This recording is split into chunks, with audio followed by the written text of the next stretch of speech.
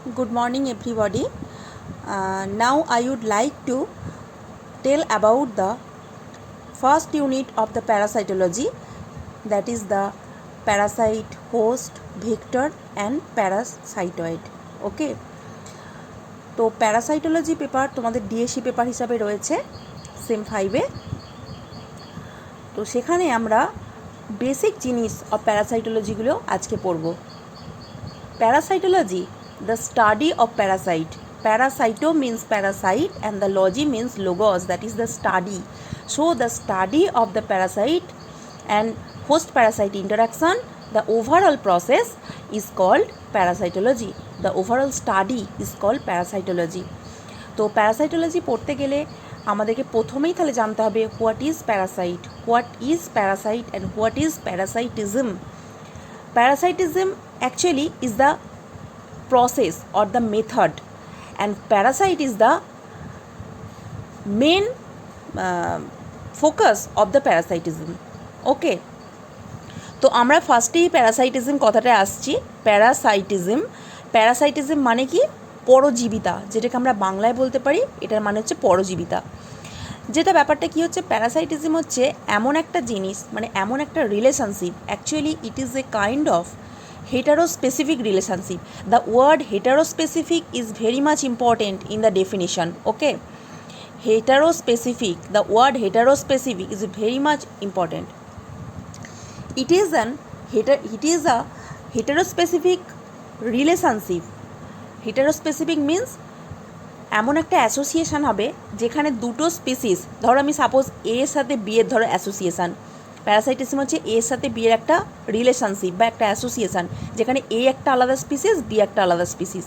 তাহলে পরজীবিতার সংজ্ঞায় হেটারোস্পেসিফিক কথাটার এটাই মিনিং হচ্ছে, মানে এরা দুটো আলাদা স্পিসিস। তাহলে দুটো আলাদা স্পিসিস যখন একে অপরের সঙ্গে থেকে একটা অ্যাসোসিয়েশান গঠন করবে, এবং যে অ্যাসোসিয়েশানটার দ্বারা একটা স্পিসিস একটার কাছ থেকে বেনিফিটেড হবে এবং একটার দ্বারা ক্ষতিগ্রস্ত হবে। ঠিক আছে, in this association one species is somehow smaller and the other species is somehow larger. The smaller one is called parasite and the larger one is called host. যে আশ্রয় দেবে তাকে তো বড় হতেই হবে, তবেই তো একে আশ্রয় দিয়ে এখানে রাখতে পারবে, তাই না?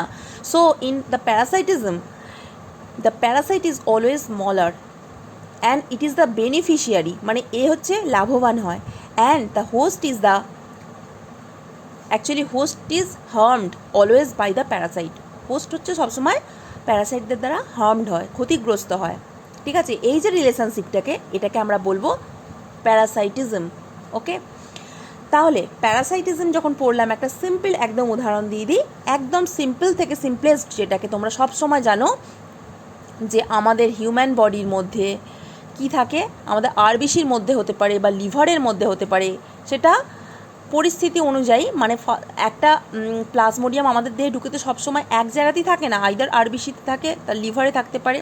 দেয়ার are several habitat within our body. তা হিউম্যানের সাথে যে প্লাজমোডিয়ামের যে রিলেশনশিপটা, তাহলে here parasite is the Plasmodium and the human is the host. Actually because human harbours the Plasmodium, মানে হিউম্যান প্লাজমোডিয়ামকে ধারণ করছে। So it is the parasite and it is the host. ঠিক আছে, তাহলে প্যারাসাইটিজম ব্যাপারটা হলো। এরপরে সেকেন্ড চলে আসছি আমরা, প্যারাসাইটের টাইপ। ঠিক আছে, how many types of parasites are there? 1 নম্বর, তাহলে এখানে আমি লিখছি টাইপস অফ প্যারাসাইটের মধ্যে একদম ইজি, খুবই ব্যাপারটা ইন্টারেস্টিং, প্যারাসাইটোলজি খুবই ইন্টারেস্টিং ব্যাপার, কিন্তু একটু মনে রাখার বিষয়। ফার্স্ট আমরা আসছি এন্ডোপ্যারাসাইট। What is endoparasite? তাহলে বলবো the parasite inhabit within the host body or attached themselves within the host বডির ভেতরে, মানে অ্যাকচুয়ালি ইনসিটু অবস্থা থাকে, ইনসাইড দ্য হোস্ট যখন হবে, then the parasite is called endoparasite. The endoparasite attach themselves or inhabit within the host body, then it is called endo means inside. Example হচ্ছে কি, যেমন হচ্ছে এই যে আগের এক্সাম্পলটা, অনেক এক্সাম্পল আছে তো যাতে গুলিয়ে না যায়, আমি কিন্তু এক এক্সাম্পল যেগুলোর ক্ষেত্রে অ্যাপ্লিকেবল সেগুলো বারবার ইউজ করতে পারি। যেমন হচ্ছে plasmodium is one kind of endoparasite, okay, because it inhabits within the human body, hence it is a plasmodium is a endoparasite. Then we come to the ectoparasite. exo কোনো কোনো জায়গায় বলা হয়, ectoparasite কথাটাই বেশি appropriate. ectoparasite means the parasite attach themselves at the outer surface of the body, outside, আমি শর্টেই লিখছি, outside of the host body, host body outside যদি থাকে, the parasite attach themselves at the outside of the host body, then the parasite is called ecto. ecto means outside. Example কি হবে? ectoparasite example আমি বলতে পারি, যেমন tricks, mites, Laos etcetera. লাউসকে তোমরা সবাই চেনো, লাউস পেডিকিউলাস মানে উকুন। টিক্স, মাইটস এগুলো কাদের? এগুলো হচ্ছে তোমার অন্যান্য ভার্টিব্রেটদের গায়ে লেগে থাকে, যেমন গরুর থাকে একটা গায়ে, কুকুরের গায়ে থাকে, হ্যাঁ, তারপর হচ্ছে তোমার বিড়ালের গায়ে থাকে, কুকুরের গায়ে থাকে, টিক্স থাকে, মানে এঁটুলি বলে যেটাকে, কুকুরের উকুন টাইপের, ঠিক আছে? তো উকুন গোত্রের সমস্ত কিছুই হবে এক্টোপ্যারাসাইট, ওকে? তাহলে এটা হলো। এরপরে আসছে facultative Parasite. What is facultative Parasite?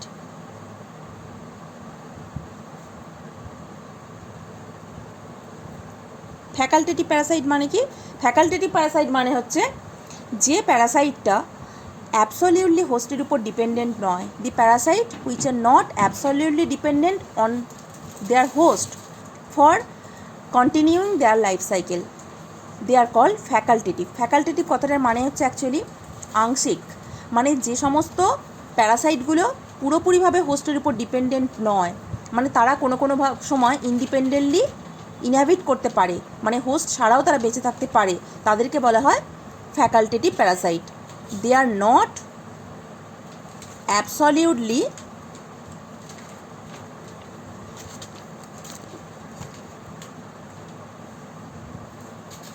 dependent on host body. They can inhibit independently also. They are called facultative parasite. Facultative parasite ক্ষেত্রে একটা এক্সাম্পল আমি বলছি, যে এক্সাম্পলটা হচ্ছে নসেমা, NOSEMA। নসেমা হচ্ছে একটা প্রোটোজোয়া। নসেমার থেকেও আর একটা ভালো উদাহরণ এক্ষেত্রে অ্যাপ্লিকেবল, সেই উদাহরণটা আমি দিচ্ছি।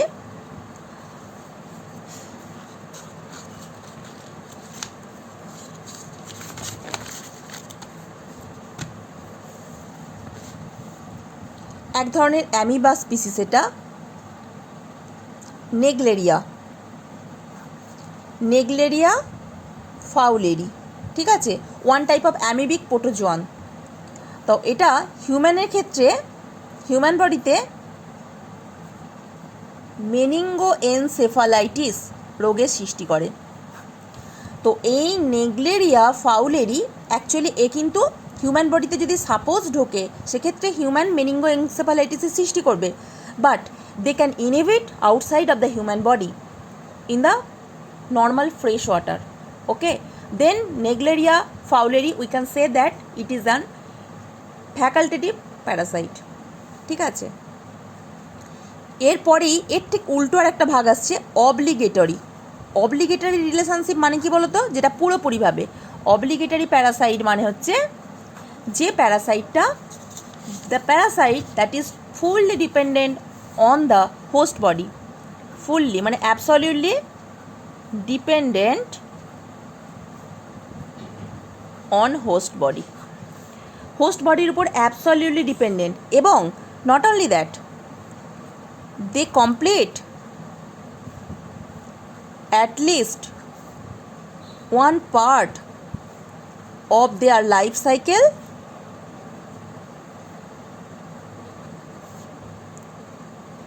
within the host body.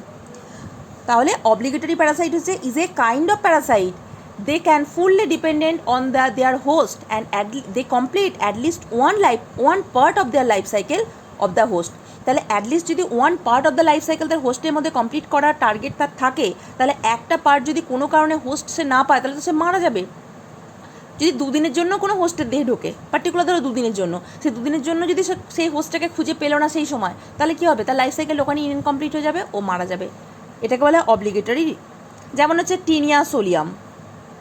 Tinea সোলিয়ামের নাম তো জানো তোমরা। টিনিয়া সোলিয়াম হচ্ছে কি, এটা হিউম্যান আর হচ্ছে তোমার পিগ, এদের দুজনেকে হোস্ট করে ও থাকে। টিনিয়া সোলিয়াম হচ্ছে হিউম্যান আর পিগকে হোস্ট করে থাকে।